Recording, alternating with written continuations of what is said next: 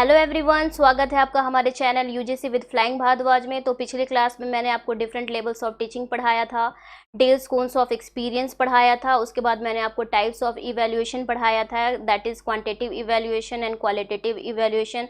तो चलिए अब अपना अगला पार्ट पढ़ते हैं, that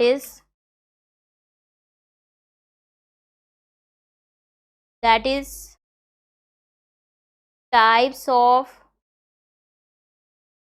evaluation on the basis of phase of instruction।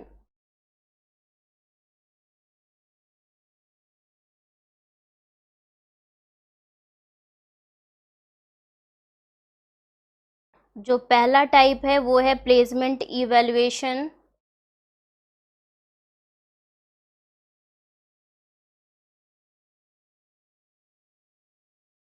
तो जान लीजिए कि प्लेसमेंट इवैल्यूएशन किसको कहते हैं। तो this method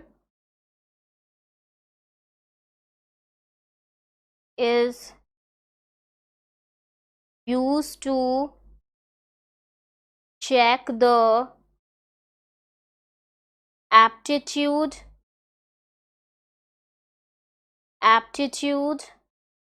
of a candidate for the subject, whether the candidate has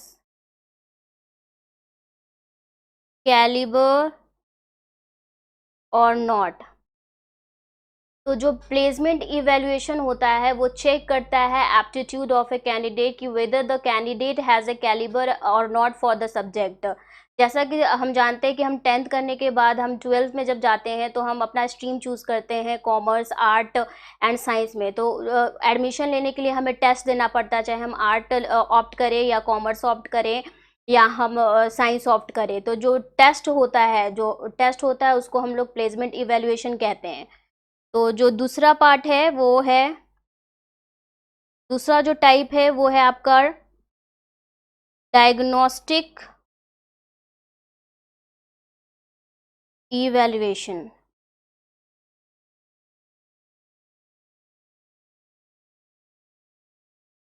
sorry, not diagnostic, it is formative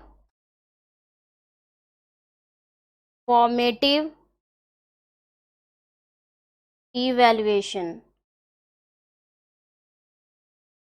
तो जान लीजिए कि फॉर्मेटिव इवैल्यूएशन क्या होता है। तो जो फॉर्मेटिव इवैल्यूएशन होता है उसको हम लोग इंटरनल इवैल्यूएशन भी कहते हैं। So it is also known as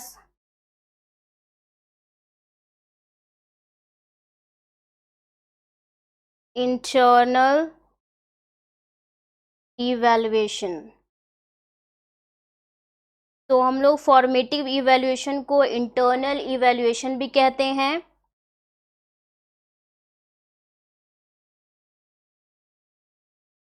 it is to check the worth of the program activities। जो फॉर्मेटिव इवैल्यूएशन होता है, जो हमारा इंटरनल एग्जामिनेशन होता है, उसको हम लोग फॉर्मेटिव इवैल्यूएशन कहते हैं, जिसमें टीचर ये देखते हैं इंटरनल एग्जामिनेशन लेकर कि स्टूडेंट का परफॉर्मेंस कैसा है, उन्हें समझ आ रहा है कि नहीं आ रहा है। तो वो इंटरनल एग्जामिनेशन लेते हैं, तो उसको हम लोग फॉर्मेटिव इवैल्यूएशन कहते हैं। तो जो तीसरा टाइप है वो है आपका डायग्नोस्टिक इवैल्यूएशन। तो जान लीजिए कि डायग्नोस्टिक इवैल्यूएशन किसको कहते हैं।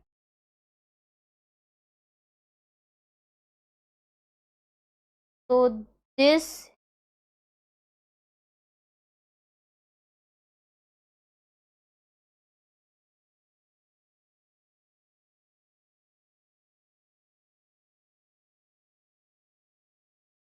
This evaluation is to check the possible causes of problems in learning. After जो हमारे इंटरनल एग्जामिनेशन के बाद जो टीचर्स देखते हैं कि जो स्टूडेंट का परफॉर्मेंस रहा अच्छा रहा या बुरा रहा, तो बुरा क्यों रहा, तो वो इस चीज़ को एनालाइज करते हैं कि प्रॉब्लम क्या रहा, तो कैसे पढ़ाया जाए स्टूडेंट्स को कि उनका परफॉर्मेंस जो हो अच्छा हो, तो that is called diagnostic evaluation to check the possible causes of problems in learning. तो जो चौथा है हमारा वो है सम्मेटिव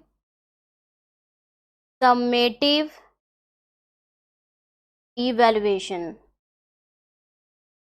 तो जान लीजिए कि सम्मेटिव इवैल्यूएशन किसको कहते हैं. तो this evaluation is also known as external evaluation. External evaluation को हम लोग सम्मेटिव इवैल्यूएशन भी कहते हैं. It is to check the worth of the program at the end of program activities. Summative evaluation जो होता है उसको हम लोग एक्सटर्नल इवैल्यूएशन भी कहते हैं. जो हमारा फाइनल एग्ज़ाम होता है उसको हम लोग समेटिव इवैल्यूएशन कहते हैं. तो समेटिव इवैल्यूएशन जो होता है फाइनल असेसमेंट ऑफ स्टूडेंट्स को हम लोग समेटिव इवैल्यूएशन कहते हैं at the end of the program activities. तो हमने पढ़ लिया what are the types of evaluations on the basis of phase of instruction. तो चलिए अब अपना अगला पार्ट पढ़ते हैं, that is mind mapping.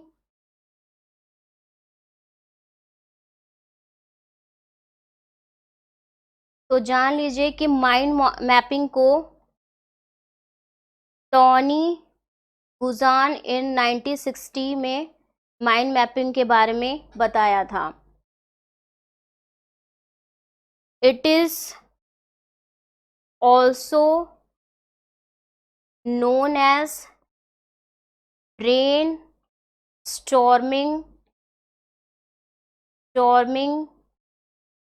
Exercise. इसको हम लोग ब्रेन स्टॉर्मिंग एक्सरसाइज भी कहते हैं.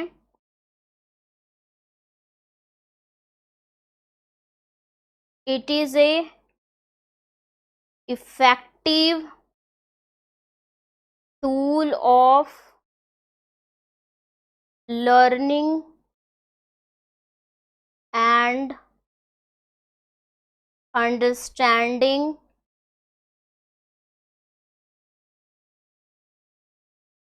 इंफॉर्मेशन. माइंड मैपिंग जो होता है वो इफ़ेक्टिव टूल होता है इंफॉर्मेशन को लर्न करने में, अंडरस्टैंड करने में. जो अगला इसमें जानना है हमें वो ये है, it is alternative way of accumulating knowledge.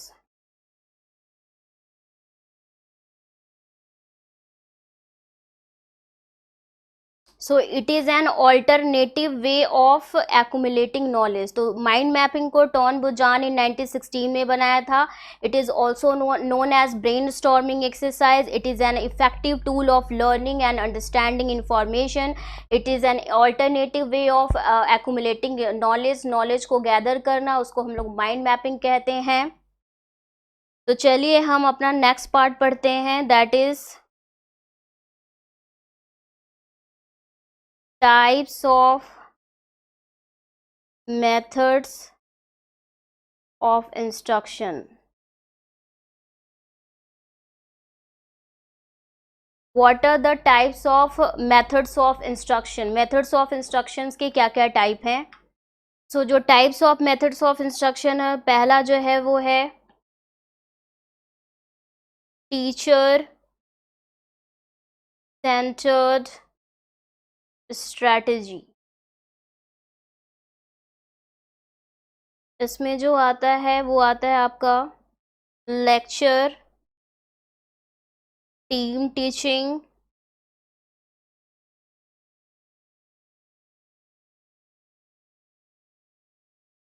TV और वीडियो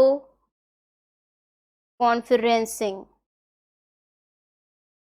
तो टीचर सेंटर स्ट्रेटजी में जो प्रोफेसर लेक्चर देते हैं वो आता है, टीम टीचिंग आता है, और टीवी और वीडियो कॉन्फ्रेंसिंग जो टीचर करते हैं उसको हम लोग टीचर सेंटर स्ट्रेटजी कहते हैं। जो दूसरा आपका मेथड है वो है मिक्स स्ट्रेटजी। तो जान लीजिए कि मिक्स स्ट्रेटजी में क्या क्या आता है। तो मिक्स स्ट्रेटजी में आपका आता है ग्रुप डिस्कशंस, सेमिनार आता है,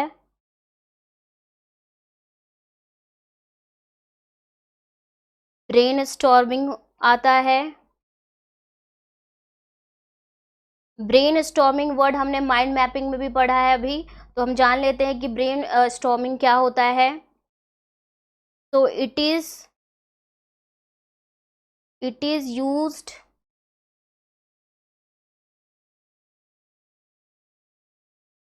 or we can say that it is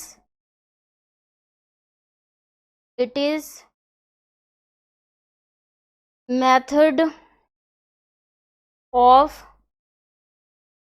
solving a problem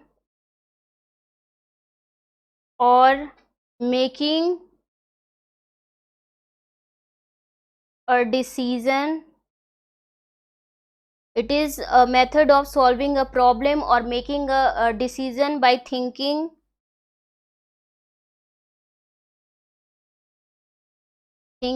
of many ideas within short time। तो जो ब्रेन स्टॉर्मिंग होता है वो प्रॉब्लम को सॉल्व करने को कहते हैं by thinking of many ideas. बहुत सारी आइडियाज़ को सोचने के बाद हम एक डिसीजन लेते हैं कि कैसे प्रॉब्लम को सॉल्व किया जाए। हमारे पास उसके लिए टाइम बहुत कम होता है, with in short span of time में हम बहुत सारे आइडियाज़ सोचते हैं प्रॉब्लम को सॉल्व करने के लिए और डिसीजन लेने के लिए। उसको हम लोग ब्रेन स्टॉर्मिंग कहते हैं। जो फोर्थ मिक्स स्ट्रेटजी में आता है वो आता है आपका डेमोन्स्ट्रेशंस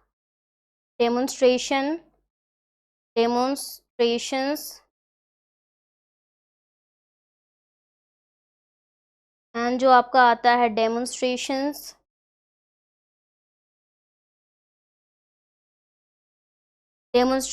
आता है। उसके बाद इसमें आपको ट्यूटोरियल्स आता है।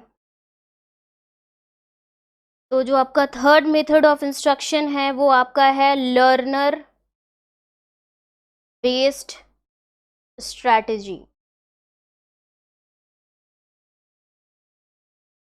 तो जान लीजिए कि लर्नर बेस्ड स्ट्रैटेजी में क्या क्या आता है। तो जो पहला आता है वो आपका आता है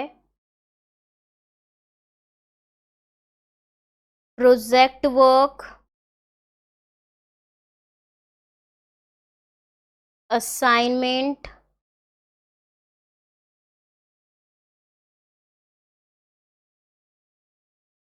heuristic method,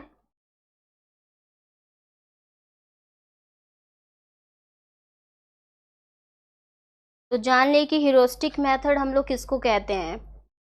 it is a method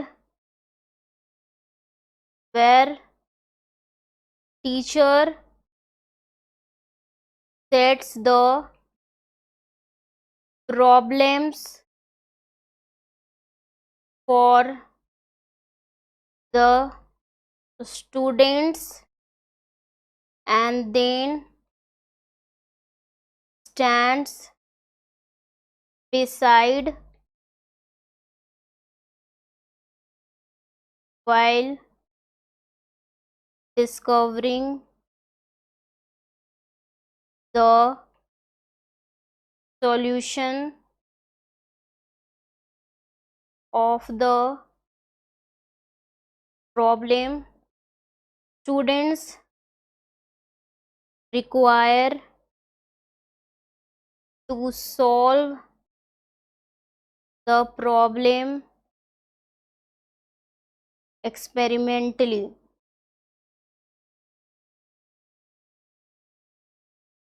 तो जो हीरोइस्टिक मेथड होता है वो मेथड होता है जिसमें टीचर जो है वो खुद से प्रॉब्लम क्वेश्चंस बनाते हैं और वो स्टूडेंट्स को देते हैं सॉल्व करने के लिए। स्टूडेंट्स उस प्रॉब्लम को सॉल्व करते हैं एक्सपेरिमेंटली, तो उसको हम लोग हीरोइस्टिक मेथड कहते हैं। तो हमने पढ़ लिया what are the different levels of instruction. तो जो हमने पहला पढ़ा वो हमने पढ़ा कि टीचर बेस्ड स्ट्रैटेजी पढ़ा हमने, फिर हमने मिक्स स्ट्रैटेजी पढ़ा, फिर तीसरा जो हमने पढ़ा वो लर्नर बेस्ड स्ट्रैटेजी पढ़ा। तो चलिए अब अपना नेक्स्ट पार्ट पढ़ लेते हैं, that is what is the Bloom's classification of teaching. Bloom's classification of teaching क्या है? क्लासिफिकेशन ऑफ टीचिंग में जो पहला है वो है क्रिएट, दूसरा जो है वो है आपका इवैल्यूएट, तीसरा जो है वो है आपका एनालाइज, चौथा जो है वो है आपका अप्लाई, फिफ्थ जो है वो है आपका अंडरस्टैंडिंग, जो सिक्स्थ है आपका वो है रिमेम्बरिंग।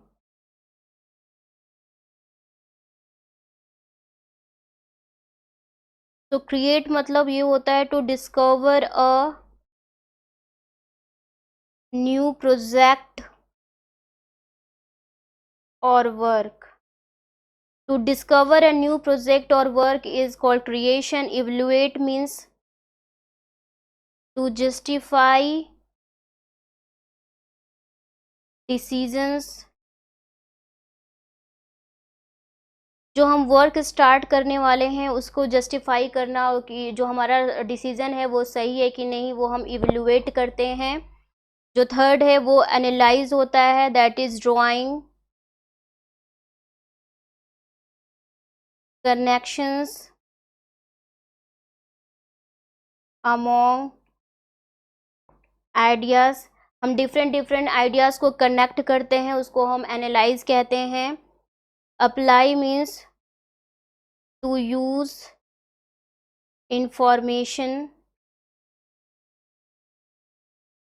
इन न्यू सिचुएशंस। जो इंफॉर्मेशन हमें मिली है वो हम डिफरेंट सिचुएशन में उसको अप्लाई करते हैं, दैट इज कॉल्ड अप्लाई। जो हमारा फिफ्थ है वो है understanding, to understand basic concepts and ideas को हम अंडरस्टैंडिंग कहते हैं। Remembering to recall facts and concepts. तो ब्लूम क्लासिफिकेशन ऑफ टीचिंग में सबसे पहला क्रिएशन है, दूसरा इवैल्यूएशन है, तीसरा है एनालाइज है, जो चौथा है वो अप्लाई है, फिफ्थ है अंडरस्टैंडिंग है और जो सिक्स्थ है वो रिमेम्बरिंग है। तो जो मेन मोटिव होता है, जो मेन रोल होता है ब्लूम्स क्लासिफिकेशन का, जो ऑब्जेक्टिव है वो ये है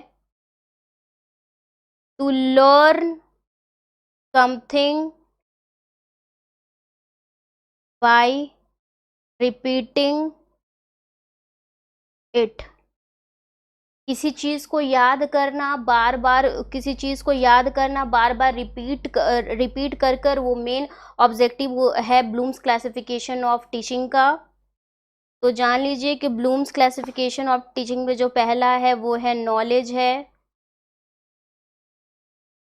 दूसरा जो है वो है कॉम्प्रिहेंशन है,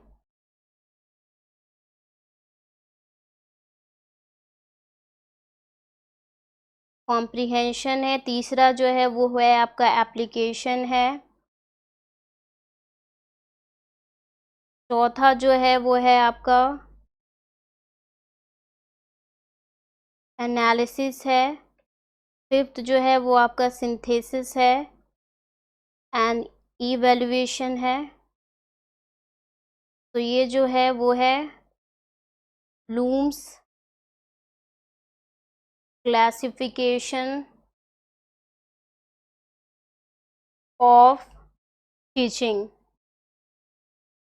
ये भी इम्पोर्टेंट है यूजीसी एग्जामिनेशन के लिए।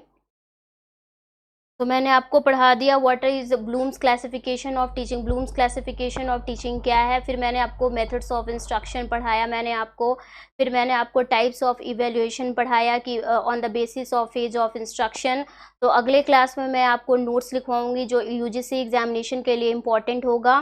तो हमसे जुड़े रहिए, मिलते हैं नेक्स्ट क्लास में, तब तक के लिए बाय।